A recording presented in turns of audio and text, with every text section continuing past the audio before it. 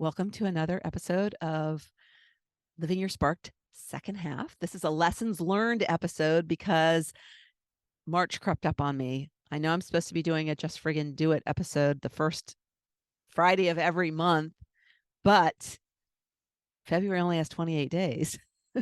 Last week I realized, oh my gosh, I haven't done my newsletter. So my February newsletter went out in March.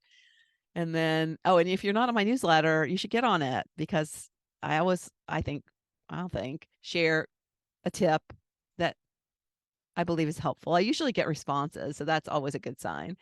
And then I have my 5 favorite things, and my 5 favorite things this past month were really good, I think. Usually things that I have purchased that I find helpful. And this past month I got a new pair of cheap AirPods. Although last month I recommended AirPods, but there were ones that I found, but I hadn't bought them. These I bought. I must have manifested losing because I lost one of my earbuds.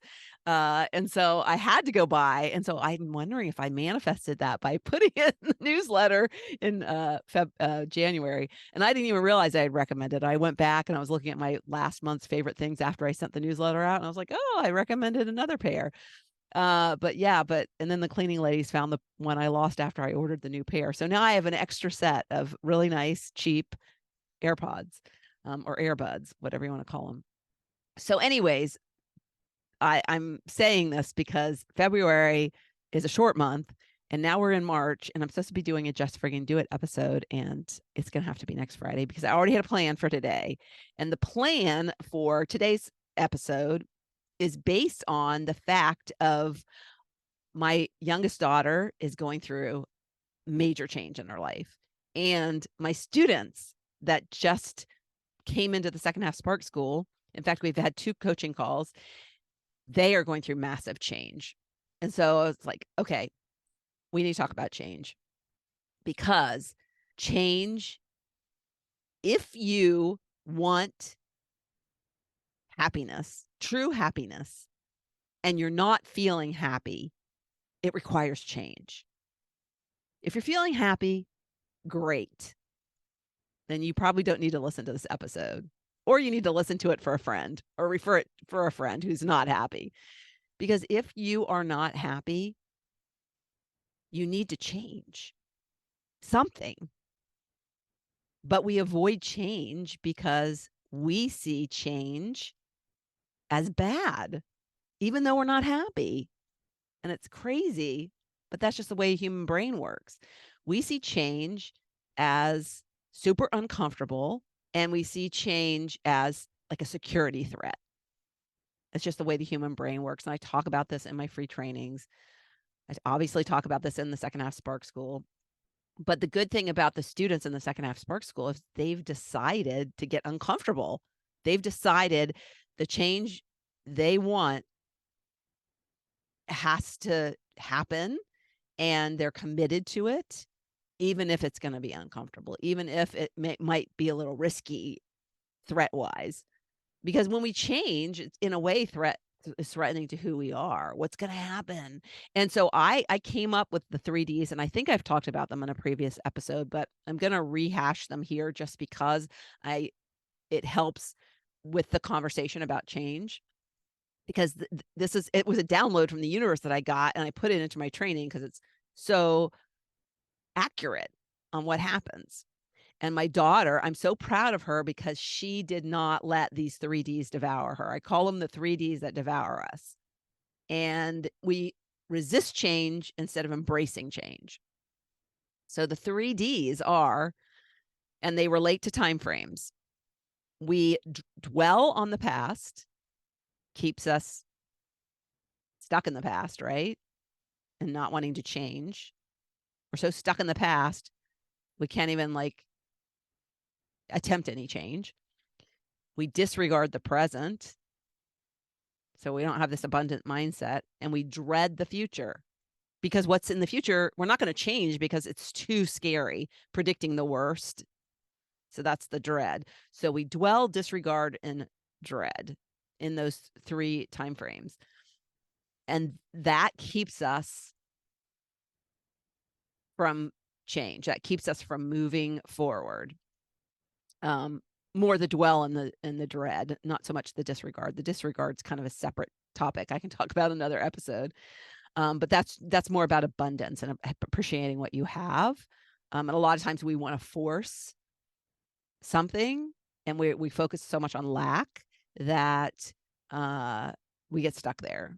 We get stuck there thinking about just the lack and not the abundance of it. And sometimes we get stuck there and we can't move because we're not okay with what we have. It's if you've ever studied manifestation or the law of attraction, it's like being okay with what you have releases your attachment to that, to what you need or want.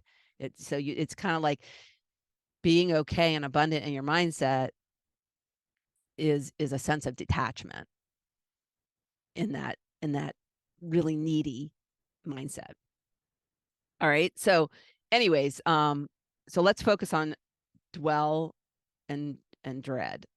So my daughter is moving, and she's moving her family. She's got 2 boys, 2 and 4.5. And she's moving to a whole new city, 2 hours from where she lives. She's moving from a place she lived her whole entire life. And she not only is moving, but as a mom, when she moved into the house that she lives in right now, or actually she's moved, so she's not living there anymore. But the beginning of the week, she was living in this house. She moved into that house when she was pregnant with her first child. So there's a lot of great memories in that house. And she loved the house. It was a cute little house, perfect location.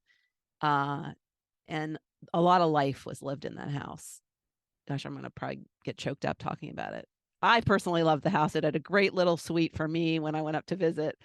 And it's where I raised my kids, not in that house, but in that area. In fact, the funny thing is the house that they were in, you could see my elementary school from her front window. And when she and her husband found that house, she didn't even know that that's where I lived from when I was 8 to when I was 12. So I moved in 3rd grade, the middle of my 3rd grade, and I went to that school the rest of 3rd grade, 4th grade, 5th grade, and 6th grade, because that's elementary where I live, or lived. So my house that I lived in is within walking distance from that house. So lots of history where she lived, for not just her in the last 5 years, but for me as well. So I know how I feel and have felt when I've done big moves as a mom. And you're always thinking about, oh my gosh, how could it be better where I'm going? Dread, right? How can it be any more happier than the last 5 years have been? And is moving potentially a mistake? Are my kids would they be happier if I stayed here in this city, in this house, which really wasn't a possibility because they were renting the house. So ultimately they would be kicked out if they didn't move. They're very lucky to have their lease renewed so many years in a row, because when they moved in, I think it was just a 2-year lease, and then they've done year renewals ever since. And so how is this going to affect my kids? Am I making a mistake? That's where we go with our brains. We think change is always going to be a negative. We go to the negative and we want to resist it. And then when we dwell on the great memories and, oh my gosh, I can't, you start to think that no more good memories can be had. We want to stay stuck, even though there were a lot of reasons to move, right? Number one, they weren't investing in a purchase of a house, which is like a savings account to me. And there were just the school system, where they're moving, they're going to have family in the same neighborhood. They're going to have friends nearby. But we tend to think about, oh, the neighbors that moved in last summer, my son is so close to those kids and they're so cute and he goes over there and plays with them. How can we leave that? He's so happy. So we look for all the positives in the past. We don't look for the negatives that if we don't change, what will happen? We just dwell on the positive. We dwell on, oh my gosh, I want to keep it this way. And even if it's not the best way, or it was the best way, we don't think, when we think about the past, necessarily about if you're navigating change, you want to stay there. And your mind goes to the good things and keeps them in your head to prevent you from changing. You're not focused, you're disregarding the present, you're disregarding how you're feeling now, right? You're disregarding the fact that you need to do something about it, and you need to change. You need to embrace the change. So I talked to her and I asked her the day of the move, the movers were coming, and she was sharing photos, and I will give her tons of credit because she said to me, so many great memories were made here, but I know many more great memories are going to be made in our new house. And what a great perspective. What a great way to look at it. And I don't even think I've shared with her these 3 Ds that are devouring your life. But I have taught my kids how to be positive in their approach to life and how to embrace change, that change is good and not to fear change. And she is teaching that now to her kids. And oh gosh, it brought tears to my eyes because she posted a picture of her 4.5-year-old, because the 2-year-old's kind of oblivious. He doesn't know what's going on. Everything's just an adventure to him. But the 4.5-year-old has all the feels, and he's also a very sensitive kid. And so this is his first big change. He's leaving the preschool he loves, that he's used to going to for day in and day out. And there was a photo of the empty house, their little family room, kitchen area, and their oldest son, hugging his dad as they were right about, I'm going to cry, to leave the house. So that is not disregarding the present. That is being in the present moment and feeling the abundance of the gift of that house, feeling the abundance of the memories that have been gained and the appreciation for this time. And taking a moment and not rushing out the door, not thinking about the next thing, but actually being in the moment and looking around. And I know the houses and objects and things are physical things, but to me, they almost have souls of themselves. It's like, you've been a good house. Thank you. It's time to move on. But you've been a great house. We have to do this with things. We are human. Life changes. Life goes on. And you have to do the next thing. And it's not going to be bad. You can't fear that it's going to be bad, because if you fear it's going to be bad, guess what? You might manifest things into your life that you don't want. So don't disregard. Number one, don't disregard the present, and do not dread the future. Think about all the good things that are going to happen going forward, even though you don't even know what they are. That energy will bring good things to you. And so she wasn't dwelling on, oh my gosh, we're leaving and it's going to be so sad. And first of all, that's going to make the kids sad, right? Seeing a parent, have to go through those feelings. Kids sense all that. So she's thanking the house and she's appreciating that in that moment. And she's not dwelling on what she's leaving. She's excited, even though it's scary. It is super scary. She's scared about her kids adjusting. She's scared about the new daycare arrangements.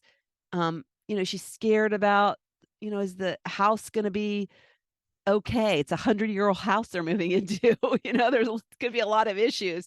There's a lot of work to be done. It's easy to avoid that, right? You kind of like, you can be like, oh my God, too much of a burden to even think about. Oh my gosh. But I wanted to share that story because I'm just so proud of her because she's not letting the 3Ds devour her. And she's embracing change with the positive attitude that you need to in life when you're dealing with change. But it's hard when we're feeling stuck and we're unhappy. And I have a great story to share because this was shared by my coach a while ago. And it's a great story that explains why people don't embrace change, why they are afraid to make a change, right? Are you going to listen up here to my little story? It's about a dog. All right. So here we go. Tim just moved to a new neighborhood recently. He likes his house. Isn't that funny? Speaking of moving, he likes his house and the environment. And there is one thing he doesn't get. His neighbor has a dog that keeps howling nonstop, day in, day out. Initially, Tim thinks that the dog is just going through a phase. So he ignores the howls, thinking it will eventually stop howling, but the dog continues to howl. One day passes, nothing changes. 2 days pass. Still howling. 3 days, 5 days, a week, a month. Still howling with no signs of stopping. Finally, Tim can't stand it anymore. One fine day, he walks over to his neighbor's house to see what's going on. Sure enough, there's the dog sitting on the front porch, howling pitifully to whoever is walking by. On the other hand, his neighbor is sitting on his bench in the front yard, leisurely reading his newspaper and sipping a cup of coffee. So Tim walks up to the neighbor and says, "Hi, I'm Tim. I live next door." And the neighbor answers, "Hi, I'm John." Then Tim says, "Is this your dog by chance? It's been howling nonstop." And then John says, "Oh, yes, he is. Sorry about the howls. I hope they are not bothering you." And then Tim says, "Why does he keep howling?" And John says, "Well, that's because he's sitting on a nail." And Tim says, "Sitting on a nail?" And he looks at the dog, bewildered, and asks, "All right, why doesn't he just get away from the nail, move off the nail?" And then John responds, "Well, Tim," and he takes a slow sip of his coffee before replying, "That's because he doesn't find it painful enough yet." Wow. That's what we do. We are in pain when we are unhappy. It might not feel like a cut pain, but it is painful when you're not where you should be. You're not living from a place of authenticity. You're not living from a place of purpose, fulfillment. You don't feel valued. You just aren't living the life that you're supposed to live, because we're not supposed to feel like that. We're supposed to be happy. We're supposed to be, really at peace. And you're not at peace when you're in a swirl of discontent. And we're supposed to feel joyful. That's what we're supposed to be as humans and as our souls. And our soul is suffering if we're not feeling that way. But it often takes some kind of a train wreck, some kind of a huge life slap in the face before we'll actually change. So the dog sitting on the nail is change needs to happen. Change needs to happen. He's suffering. But he's not suffering enough to do the scary thing that is going to require him to get off the nail. And that's because getting off the nail is equal to the unknown. You know, the poor little dog's dreading that it's going to be worse if he gets off the nail when actually it's going to get better. And we can't see that. And that makes me sad because in terms of like the people who go through my free training and don't choose to make a commitment to change. Now, maybe some of them are going through and doing it themselves, but massive change usually requires someone else's perspective to help you navigate through it. And so I'm really proud of my students because, like I said, we've had 2 calls. We actually had a third call with, wasn't a coaching call, but it was a call with Alex Paulos, who it's a bonus I give my students. He's a personality expert. And there is some like realizations happening on what people are doing to really not shine as their true self. And we wear masks because in a lot of ways, us women, we're nurturers. You know, it's like I know my daughter, as she's going through this big, huge move and change, she's more worried about other people than her own self. She's more worried about her kids and how they'll adjust and how this will affect them and leaving this house that they've always known and going to a brand new neighborhood and who knows. And so our defense systems often are make us adapt to help other people when we're not even helping ourselves.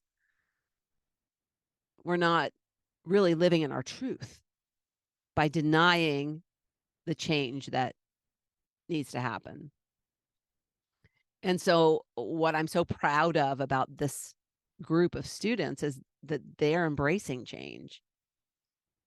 They're navigating the choppy waters right now. The seas will get calm. It's just that you have to go through the choppy seas to get calm. You know, the choppy seas don't last forever. It's just temporary.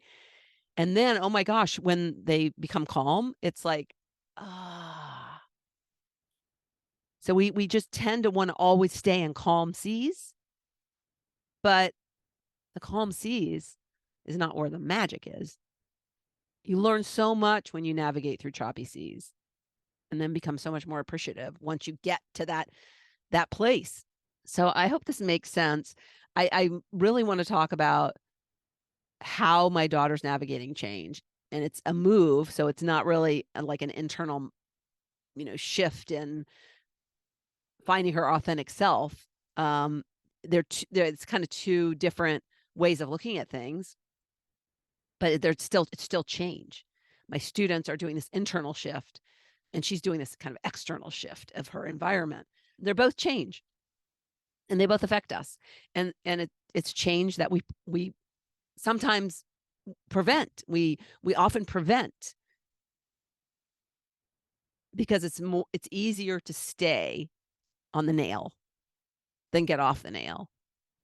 And then we don't realize that getting off the nail is going to be so amazing. We're dreading getting off the nail. We're not thinking about, we're not excited about getting off the nail. And that's what actually happens is once you do it and you look back, you think, I should have been excited about it. Because look at the change and how happy I am now navigating through those choppy waters. Look at how happy I am now. So instead of dreading the future, we should be embracing and being excited about the future. And then when we have that mindset, everything shifts. We don't look at change. We look at changes, seeking change. If every human could seek change, which is really, I think, you can call personal growth change. But so many of us don't want to grow personally because we're so busy being victims and thinking it's somebody else's fault, and if only he would change or only if she would change, and we're not looking at what can we do to change, to embrace the change in ourselves that will get us off the nail, that will make us happier, that will allow us to live in our most authentic self and getting to a place of peacefulness and joy, because it's there. It is there for us. It is like on a silver platter waiting for us. But we just have to stop dwelling, disregarding, and dreading.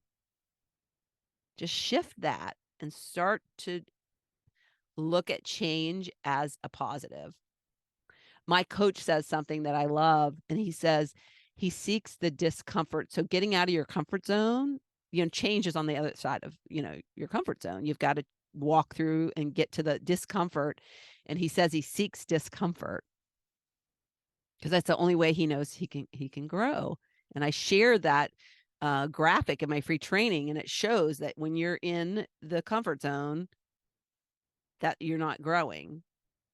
You got to get past that fear, and then there's growth, and then you find more value in your life. You connect to who you are, and then you find purpose ultimately and meaning. But it's not where you are. It's not on the nail. You won't find it on the nail. Yeah. So that's the story. That's the embracing change message that I had for you today. So thanks for listening, and I'll see you next time. Thank you so much for tuning into the Not Your Average Lives podcast. If you haven't yet, make sure to subscribe on iTunes if you have an Apple device. You can find free resources and learn what else I have going on at the moment that might interest you on my website at notyouraverage.grandma.com. You can also find me on Instagram or Facebook at Not Your Average Grandma. If you liked this episode, it would make my heart so happy if you could leave me a 5-star rating. You can also add a review to let me know what you like about this podcast, which will help spread the word about it to others who need a little midlife inspiration. As always, be you, listen to your inner voice, and focus on reigniting that lost spark so you can start living your own Not Your Average life.